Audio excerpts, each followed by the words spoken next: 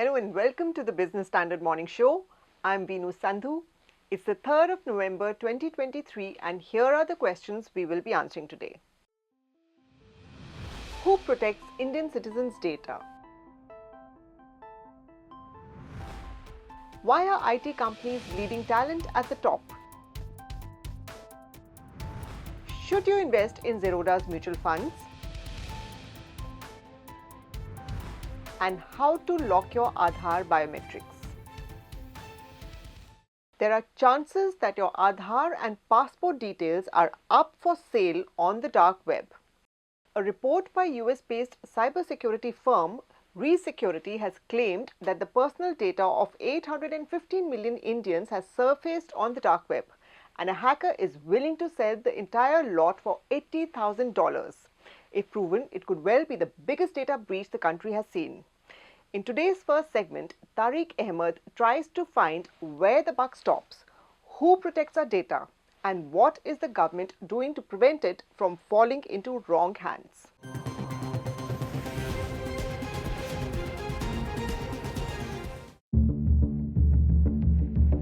If a report by US-based cybersecurity firm ReSecurity is true, the personally identifiable information of 815 million Indians is up for sale on the dark web.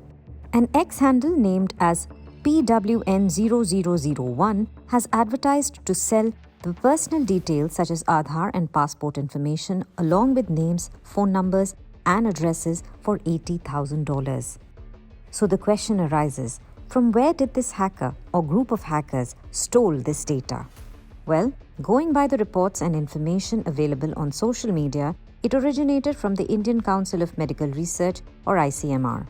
The threat actor has claimed that this data was derived from COVID-19 test records allegedly sourced from ICMR. As a sample file, the hacker has released the Aadhaar number, passport number, age, gender, and address of 400,000 people. By the time of filing of this report, there was no word from the government on this alleged leak. Neither denial nor acknowledgement. And this is not the first time that the people's personal data stored in government safe houses has allegedly been compromised. In December last year, AIIMS faced a malware attack. 7 servers of the Premier Institute holding the data of about 4 crore patients were said to be compromised. Services at the country's most prestigious medical institute were affected for about 13 days. A few months earlier, security research firm CyberX9 had claimed that call records of 20 million customers were leaked, but Vodafone Idea denied it. And this year in June, data of scores of Indians vaccinated against COVID-19 was leaked on a Telegram bot. The government had later denied the leak, saying the CoWIN portal was completely safe.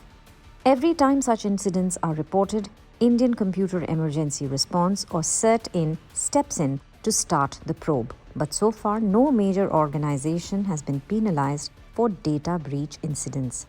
So that brings up the obvious question. Who protects Indian citizens' data and where does the buck stop?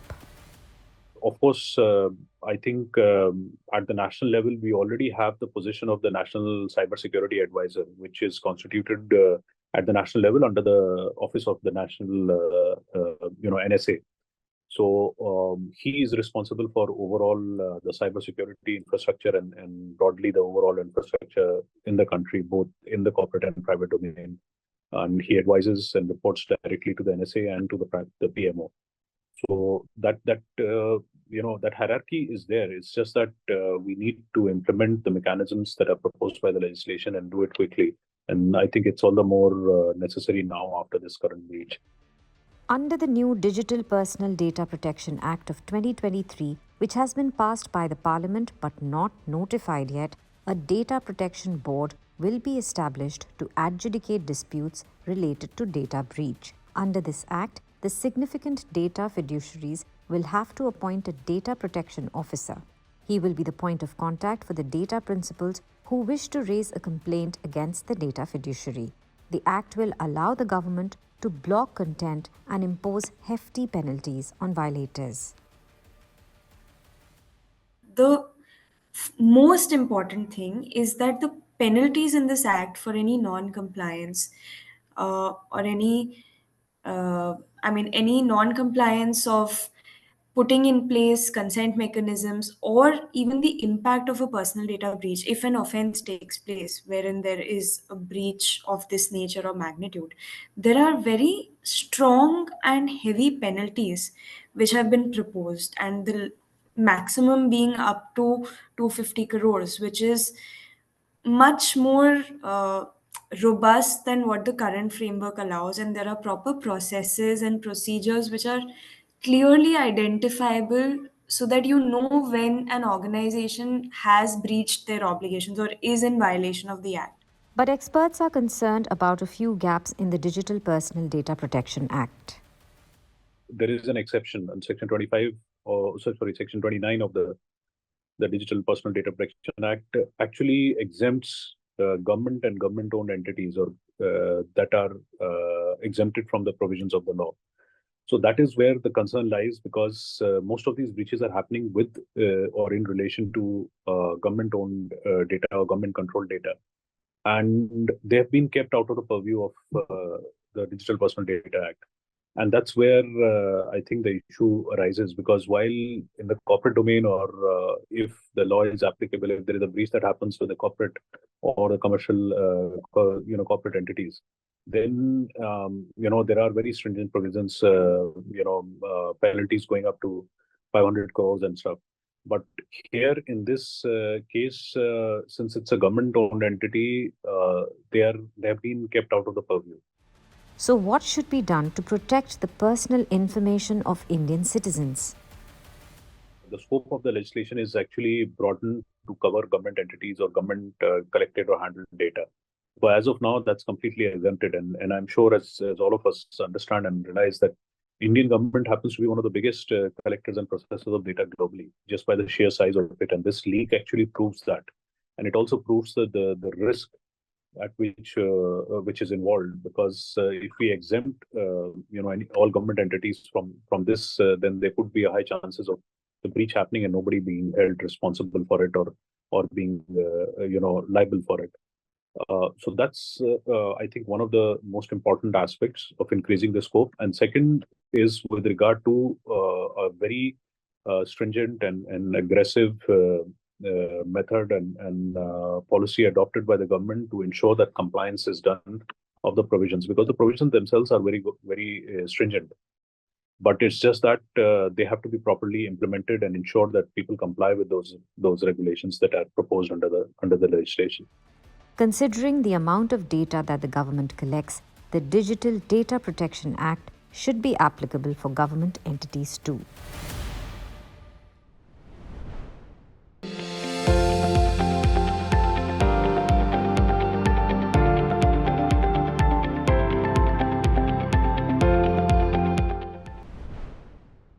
The government clearly has a tough task at hand. But given the vibrant IT industry, it can put a formidable infrastructure in place to protect the citizens' personal data. Moving on, the country's IT sector is passing through a challenging phase. Hit by a slowdown in global demand, it is also facing some domestic challenges. Several IT firms have seen exits at the top level. In our next segment, Ayush Mishra looks at why IT companies are bleeding talent at the top.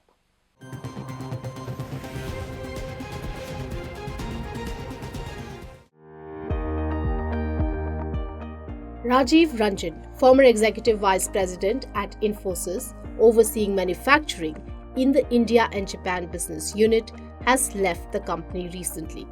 He is set to join US-based engineering firm Nest Digital Engineering as the Chief Operating Officer. On 21st September, Wipro's CFO Jatin Dalal resigned. In the last year, other senior executives like COO Sanjeev Singh and Vice President Gurvinder Sahni also left.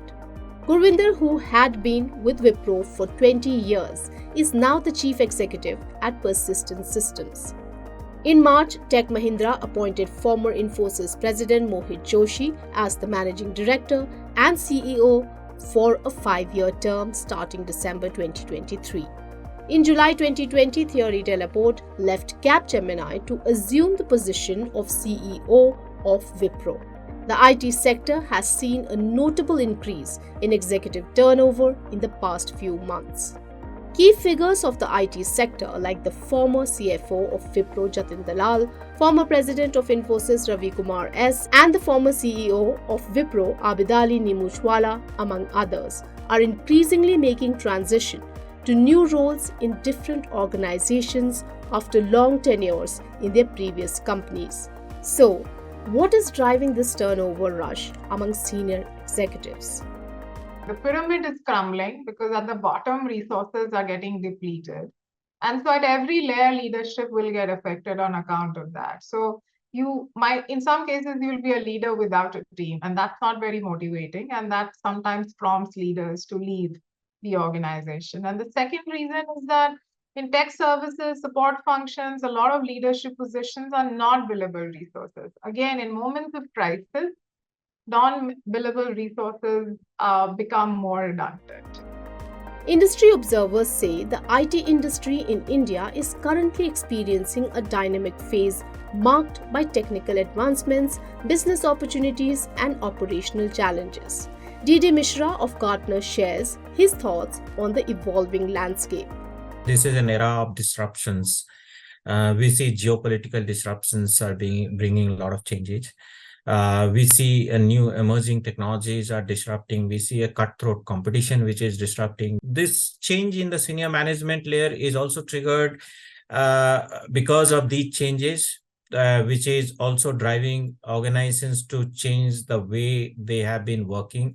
Their operating model is changing. Some of them are changing their business model. Some are going through divestment, merger, acquisitions. All these things are becoming a kind of a reality, and many of these things are happening at the same time. Amid changing operating models and way of work, a cultural change follows within the organization, and the turnover at the senior management is going to continue, believes Mishra of Gartner.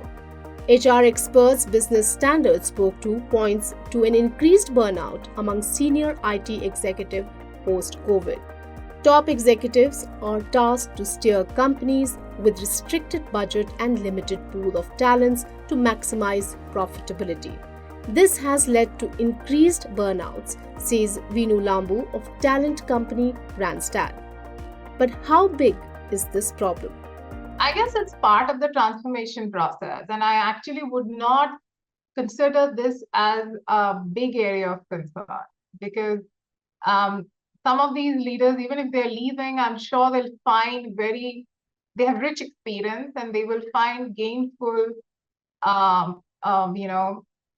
opportunities outside of the industry, because many sectors would love to pick up some of this talent, because there's no industry per se in the country which cannot really do well or grow or scale without investing heavily in technology and technology talent.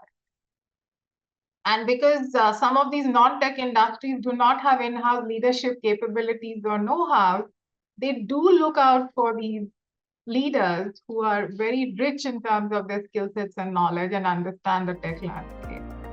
Randstad Digital's Veenu Lambu suggests that by offering a strong purpose among leaders, IT companies could bridge the need gaps in the job role of senior executives and offer them exclusive incentives to reward their commitment to the company.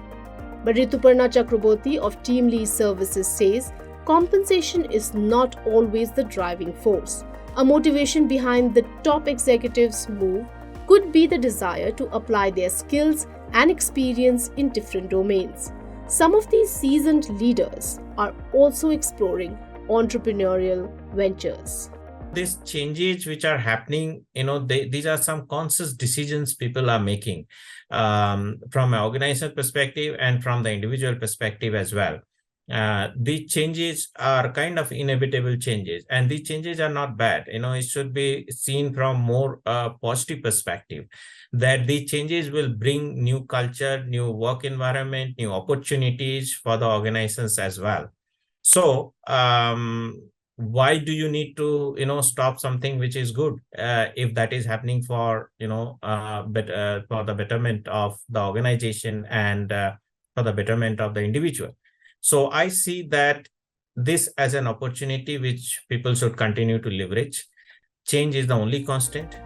Gartner's Mishra reiterates that retaining senior executives isn't difficult if they are motivated and the organization's culture is conducive for them to perform. And if the transition is for the better, it would herald new opportunities for the organization. Let us now turn our attention to financial markets. Discount broker Zerodha has forayed into the asset management business with two new fund offers: Zerodha Nifty Large Mid-Cap Index Fund and Zerodha ELSS Tax Saver Fund. This comes at a time when names like Geo BlackRock and Helios MF2 are vying for a share of the mutual fund pie. So should investors opt for Zerodha's offering? Nikita Vasisht explores in our next report.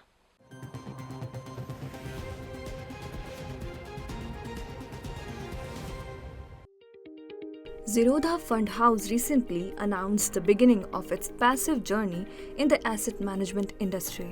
The fund house has launched two maiden new fund offers: Zerodha Nifty Large Mid-Cap 250 Index Fund and Zerodha ELSS Tax Saver Nifty Large Mid-Cap 250 Index Fund. November 3 is the last day to apply in these NFOs. After that, investors will have the option to purchase units of these open-ended funds at the prevailing market net asset value on any business day. The two schemes will invest in stocks in proportion to the weightage of the stocks in the Nifty Large Mid-Cap 250 Index. ELS scheme will also provide tax benefits. Passive funds are those mutual funds which are not actively managed by fund managers. They mirror a particular index and is usually rebalanced every 6 months. By comparison, active funds are directly managed by dedicated fund managers and involve high cost. Over the years, passive funds have been gaining popularity given low cost, output options, low risk of underperformance, etc. But should you invest in Zerodha's latest offerings? Remember, Zerodha Fund House has entered the asset management industry when the competition has heated up. Helios MF has ventured into active fund space, while Grow and Geo BlackRock too are vying to enter the Indian asset management market. Mid caps generally tend to be slightly more volatile than the large cap counterparts. The addition of large caps also in the mix could bring down the blended average of expected volatility significantly. Also, this fund looks really good for new investors who want to participate in the Indian equities growth story, but are unable to make the decision on which actively managed fund is better than the other. So this is a low cost efficient way for new mutual fund investors to experience how equity mutual funds operate. During the month of September, large and mid-cap fund category saw net inflow worth 1,334 crore rupees. By comparison, the large cap fund category saw outflow of 111 crore rupees, while mid-cap fund category saw inflow of 2,001 crore rupees. Meanwhile, Vishal Dhawan of Plan Ahead Advisors sees an added advantage for Zerodha's passive ELSS fund apart from tax savings. Every time the mid-cap index does better than the large cap indices, you will find that the active ELSS funds outperform. And when the mid-cap index does worse than the large cap indices, you will find that the ELSS funds which are active underperform.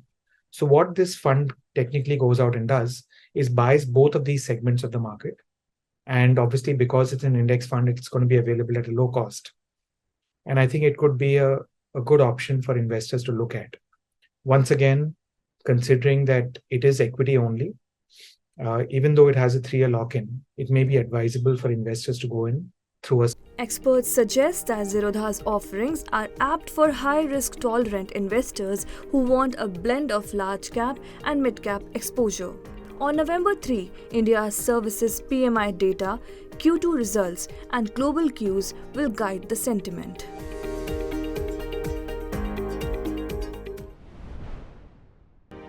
He's making plans for an early retirement. Business Standard. In August last year, several Demat accounts of Zerodha were hacked, which prompted its CEO Nitin Kamath to announce a new safety tool. Speaking of data breach, which we addressed in our first segment, people often wonder what they can do to protect their personal information, especially their data on Aadhaar. Well, UIDAI allows users to lock their Aadhaar biometric details. Here's how it works.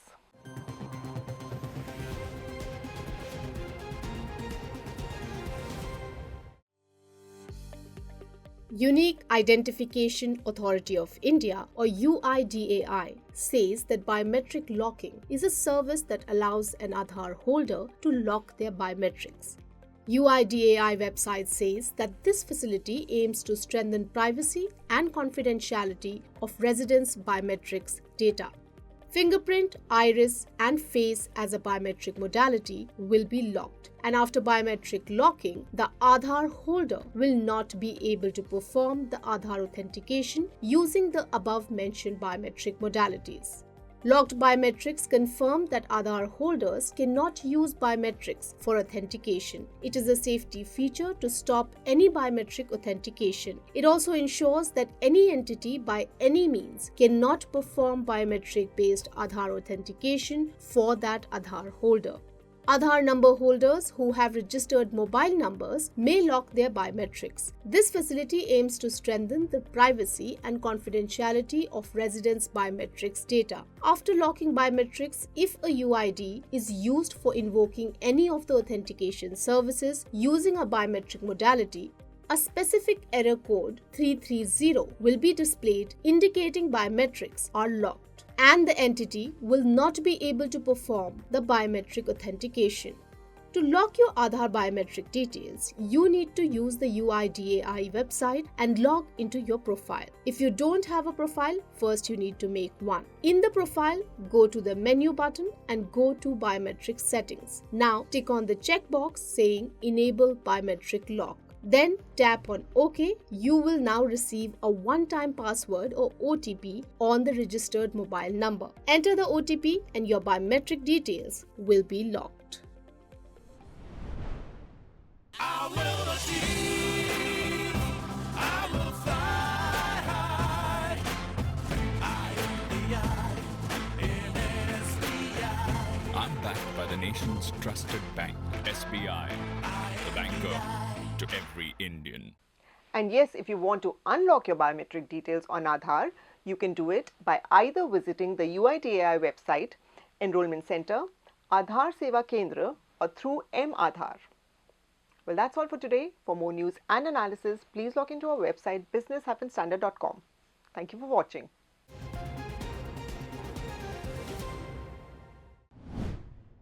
If you like this video, share it and subscribe to Business Standard. For more news, views and insights, log on to www.business-standard.com. Do also follow us on YouTube, Twitter, Facebook, Instagram, Telegram and LinkedIn.